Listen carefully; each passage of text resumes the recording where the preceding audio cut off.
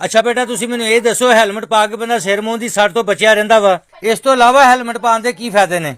और इस तो इलावा और बहुत फायदे ने हेलमेट पान दे। ਅੱਛਾ ਚਲੋ ਬੇਟਾ ਦੱਸੋ ਕਿਹੜੇ ਕਿਹੜੇ?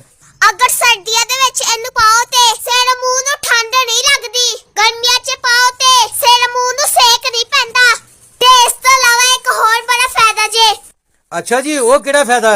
कोई बंदा तुहाडे अगे जा रहा होवे ते अगर ओ पान खांदा होवे ते या ओनू थुक आया होवे ते ओ थुक्के ते उंदा थुक हेलमेट च ही रह जाएगा।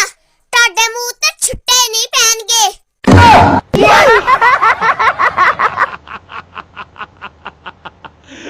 ਅੱਛਾ ਬੇਟਾ ਤੁਸੀਂ ਮੈਨੂੰ ਇਹ ਦੱਸੋ ਹੈਲਮਟ ਪਾ ਕੇ ਬੰਦਾ ਸਿਰ ਮੂੰਹ ਦੀ ਸੱਟ ਤੋਂ ਬਚਿਆ ਰਹਿੰਦਾ ਵਾ। ਇਸ ਤੋਂ ਇਲਾਵਾ ਹੈਲਮਟ ਪਾਉਣ ਦੇ ਕੀ ਫਾਇਦੇ ਨੇ?